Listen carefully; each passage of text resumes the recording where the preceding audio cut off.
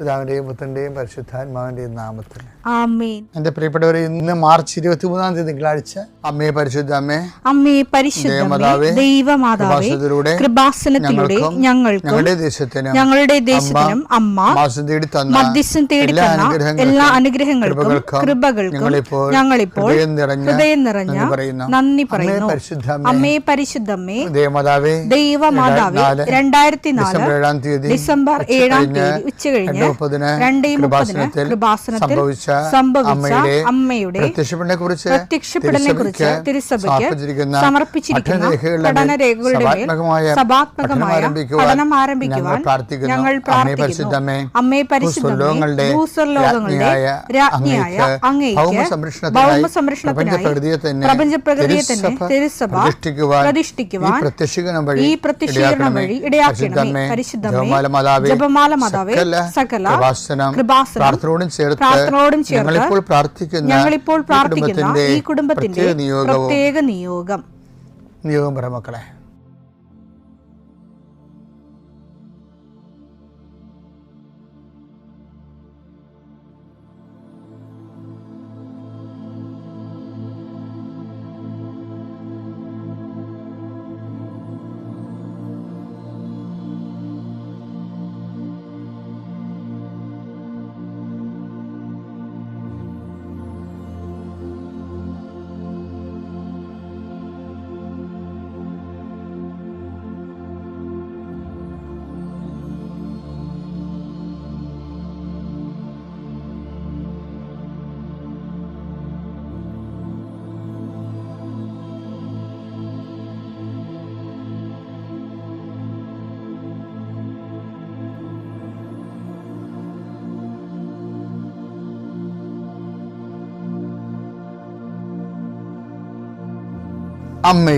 അമ്മയുടെ പ്രത്യക്ഷീകരണത്തിന്റെ ഈ അനുഗ്രഹവേളയിൽ ഞങ്ങൾക്ക് സാധിച്ചു തരുവാൻ കനിയണമേ. ആമേൻ. വിശ്വാസ പ്രമാണം.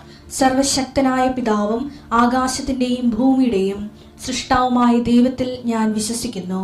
അവിടുത്തെ ഏകപുത്രനും ഞങ്ങളുടെ കർത്താവുമായ ഈശോ മിശിഹായിലും ഞാൻ വിശ്വസിക്കുന്നു.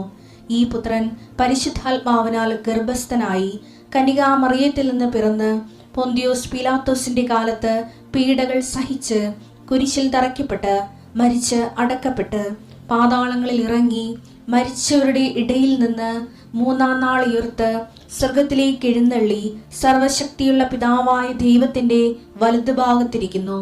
അവിടെ നിന്ന് ജീവിക്കുന്നവരെയും മരിച്ചവരെയും വിധിക്കുവാൻ വരുമെന്നും ഞാൻ വിശ്വസിക്കുന്നു. പരിശുദ്ധാത്മാവിലും ഞാൻ വിശ്വസിക്കുന്നു. വിശുദ്ധ കത്തോലിക്കാ സഭയിലും പുണ്യവാന്മാരുടെ ഐക്യത്തിലും പാപങ്ങളുടെ മോചനത്തിലും ശരീരത്തിന്റെ ഉയർപ്പിലും നിത്യമായ ജീവിതത്തിലും ഞാൻ വിശ്വസിക്കുന്നു. ആമേൻ. സ്വർഗ്ഗസ്ഥനായ ഞങ്ങളുടെ പിതാവേ, അങ്ങയുടെ നാമം പൂജിതമാകണമേ. അങ്ങയുടെ രാജ്യം വരണമേ. അങ്ങയുടെ തിരുമനസ് സ്വർഗത്തിലെ പോലെ ഭൂമിയിലും ആകണമേ. അന്നു വേണ്ടുന്ന ആഹാരം ഇന്ന് ഞങ്ങൾക്ക് തരണമേ. ഞങ്ങളോട് തെറ്റ് ചെയ്യുന്നവരോട് ഞങ്ങൾ ക്ഷമിക്കുന്നത് പോലെ ഞങ്ങളുടെ തെറ്റുകൾ ഞങ്ങളോടും ക്ഷമിക്കണമേ. ഞങ്ങളെ പ്രലോഭനത്തിൽ ഉൾപ്പെടുത്തരുതേ, തിന്മയിൽ ഞങ്ങൾ രക്ഷിക്കണമേ. ആമേൻ. നന്മ നിറഞ്ഞ മറിയമേ, സ്വസ്തി. കർത്താവ് അങ്ങയുടെ കൂടെ സ്ത്രീകളിൽ അങ്ങ് അനുഗ്രഹിക്കപ്പെട്ടവളാകുന്നു. അങ്ങയുടെ ഉദരത്തിൻ ഫലമായി ഈശോ അനുഗ്രഹിക്കപ്പെട്ടവനാകുന്നു. പരിശുദ്ധ മറിയമേ, തമ്പുരാന്റെ അമ്മേ, പാപികളായ ഞങ്ങൾക്ക് വേണ്ടി ഇപ്പോഴും ഞങ്ങളുടെ മരണസമയത്തും തമ്പുരാനോട് അപേക്ഷിക്കണമേ. ആമേൻ. കർത്താവേ, നിന്റെ ഉന്നതമായ നാമത്തിന് സ്തോത്രം ചെയ്യുന്നു. കർത്താവേ, നിന്റെ വിശുദ്ധ പൗരോഹിത്യത്തെ മഹത്വപ്പെടുത്തണം. കർത്താവെ, സഭയിലുള്ള സാന്നിധ്യം പ്രകടമാക്കണം. 40 വർഷം അടിയനർപ്പിച്ച കൃപാന്റെ ബലത്തിൽ ഇന്ന് അങ്ങയുടെ മക്കളെ പ്രാർത്ഥന കൂടുന്ന എല്ലാ മക്കൾക്ക് വേണ്ടി പ്രാർത്ഥിക്കുകയാണ്. കർത്താവെ, മനസ്സ് വേദനിക്കുന്ന എല്ലാ വിഷയങ്ങളും, അവരുടെ മനസ്സ് വേദനിപ്പിക്കുന്ന എല്ലാ വ്യക്തികളും ഇപ്പോഴും ഈശോയുടെ നാമം നിർവീര്യമാകട്ടെ. കർത്താവെ, മനസ്സ് വിഷമിപ്പിക്കുന്ന സാഹചര്യങ്ങൾ, ചെയ്തെടുക്കേണ്ട ഉത്തരവാദിത്തങ്ങൾ, മറ്റുള്ളവർ നമ്മളെ പഴി പറയാൻ സാധ്യതയുള്ള എല്ലാ വിഷയത്തിൻ്റെ മേലും കർത്താവിൻ്റെ കരുണ ചൊരിയുകയും നിങ്ങളെ കർത്താവ് ഇന്ന് നിലനിർത്തി തരികയും ചെയ്യട്ടെ. നിങ്ങൾ പോകുന്ന വഴികൾ, കണ്ടുമുട്ടുന്ന വ്യക്തികൾ, ചെയ്യുന്ന കാര്യങ്ങൾ, യാത്ര ചെയ്യുന്ന വാഹനങ്ങൾ, ഒപ്പിടുന്ന പേപ്പറുകൾ, കൈമാറുന്ന രേഖകൾ, കഴിക്കുന്ന മരുന്ന് എല്ലാം മാതാവിൻ്റെ മധ്യസ്ഥത്തിൽ യേശുനാമത്തിൽ അനുഗ്രഹിക്കപ്പെടുകയും നീ ദൈവത്തെ അനുഭവിക്കാൻ ഇന്ന് നിന്നെ സഹായിക്കുകയും ചെയ്യട്ടെ. നിത്യം പിതാവും പുത്രനും പരിശുദ്ധാത്മാശ്രേഷ്ഠ നീക്കുവാണ്. പ്രിയമുള്ളവരെ, എമ്മാവുസിലേക്ക് പോയ ശിഷ്യന്മാരെ കുറിച്ചും ധ്യാനിക്കുന്ന ഒരു കാലമാണ്. പെസഹ കാലം കഴിയുമ്പോൾ ഉയർപ്പ് കാലം. ഉയർപ്പ് കാലത്തിന് പ്രധാനപ്പെട്ട പ്രമേയമാണ് എമ്മാവുസിലെ ശിഷ്യന്മാർ. ഞാൻ ചിലപ്പോഴൊക്കെ ഈ എമ്മാവുസിലെ ശിഷ്യന്മാർക്ക് എന്താ സംഭവിച്ചതെന്ന് ഓർക്കും. എമ്മാവുസിലെ ശിഷ്യന്മാരെ എന്താണ് സംഭവിച്ചത് എന്നുള്ളത് വ്യക്തമായിട്ട് പറയുന്ന ഭാഗം വിശുദ്ധ ലൂക്കായുടെ സുവിശേഷം 24-ാം അധ്യായം 32-ാം വാക്യം. അവർ പരസ്പരം പറഞ്ഞു, വഴിയിൽ വെച്ച് അവൻ വിശുദ്ധ ലിഖിതം വിശദീകരിച്ചുകൊണ്ട് നമ്മോട് സംസാരിച്ചപ്പോൾ നമ്മുടെ ഹൃദയം ജ്വലിച്ചിരുന്നില്ലേ.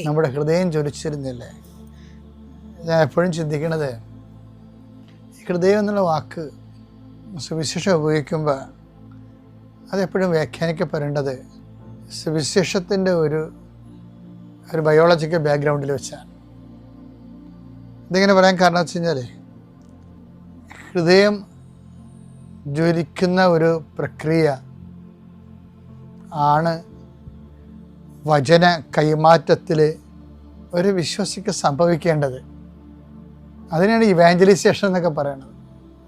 പക്ഷേ യഥാർത്ഥത്തിൽ വചന പ്രഘോഷണത്തിൻ്റെ പ്രധാനപ്പെട്ട ഉദ്ദേശം എന്താണ്? ഹൃദയമാണ് അതിൻ്റെ ഫാക്കൽറ്റി എന്ന് പറയുന്നത്. അത് ജ്വലിപ്പിക്കണം.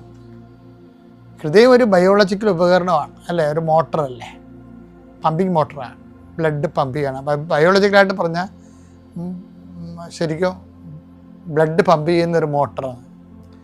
പക്ഷെ സ്പിരിച്വൽ എന്ന് പറയുമ്പോൾ ആത്മീയമായ ഹൃദയത്തിന് യേശു കർത്താവാണെന്ന് സന്ദേശം സ്വീകരിച്ചുകൊണ്ട് ഹൃദയത്തെ ജ്വലിപ്പിക്കണമെങ്കിൽ രക്ഷയുടെ സുവിശേഷമാണ് സ്വീകരിക്കുമ്പോഴാണ് ഹൃദയം ജ്വലിക്കുന്നത്. അത് ഈശോ പറയാണ്ട് എന്താ പറയണത്? മിശിഹ ഇതെല്ലാം സഹിച്ച്, എന്നെ ക്രിസ്തു ഇതെല്ലാം സഹിച്ച് മഹത്വത്തിലേക്ക് കരയേറേണ്ടത് ആവശ്യമായിരുന്നില്ലേ? ലൂക്ക 24:26. ക്രിസ്തു ഇതെല്ലാം സഹിച്ച് മഹത്വത്തിലേക്ക് പ്രവേശിക്കേണ്ടിയിരുന്നില്ലേ? അപ്പൊ ഹോൾ രക്ഷാകര ചരിത്രത്തിന്റെ സാരസംഗ്രഹമായ ഈ വചനമാണ് ഹൃദയം അക്സെപ്റ്റ് ചെയ്യുമ്പോഴാണ് ഇത് ഉദ്ദീപിക്കപ്പെടുന്നത്. അതുകൊണ്ടാണ് സെൻറ്റ് പോളും ആദിമ സഭയെല്ലാം ഹൃദയത്തിലേക്കാണ് വചനം കൊടുക്കുന്നത്. രക്ഷാ സുവിശേഷത്തിന് ബുദ്ധിപരമായ ഒരു തലമില്ല. നമ്മൾ ഏതോ കാലത്ത് രക്ഷാസുവിശേഷം ബുദ്ധിപരമായൊരു ഫാക്കൽറ്റിയുടെ വിഷയമാക്കി മാറ്റിയത് നിസ്സാര രീതിയിലല്ല മിഷനെ ബാധിച്ചിരിക്കുന്നത്. രക്ഷാകരമായ പദ്ധതി ഒരു ഇൻ്റലക്ച്വൽ വിഷയമല്ല ശരിക്കും. അതൊരു ഹൃദയംഗമമായ വിഷയമാണ്. അതുകൊണ്ടാണ് ആദിമസഭയുടെ ടോട്ടൽ കൺസെപ്റ്റ് അതാണ് 10:9 കണ്ട രക്ഷ എങ്ങനെ പ്രാപിക്കണമെന്ന് പറയുന്നുണ്ട്. It is not academic business. ആ ഒരു ഇൻ്റലക്ച്വൽ പ്രോസസ്സുമല്ല. രക്ഷ പ്രാപിക്കണത് എങ്ങനെയാണ്? റോമ 10:9. ആകയാൽ യേശു കർത്താവാണ് എന്ന്, അതാണ് യേശു കർത്താവാണ് എന്ന് അധരം കൊണ്ട് ഏറ്റുപറയുകയും ദൈവം അവനെ മരിച്ചവരിൽ നിന്ന് ഉയർപ്പിച്ചു എന്ന് ഹൃദയത്തിൽ വിശ്വസിക്കുകയും ചെയ്താൽ. ഹൃദയം ജ്വലിക്കുന്നത് ഒറ്റ വിഷയത്തിലാണ്.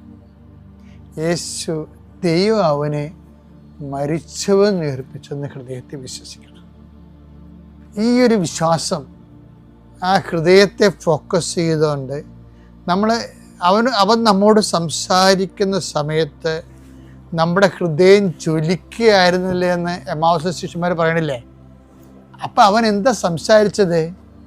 അവൻ സംസാരിച്ചത് റോമ 10:9 അനുസരിച്ചുകൊണ്ട് യേശു കർത്താവാണെന്നാണ് സംസാരിച്ചത്.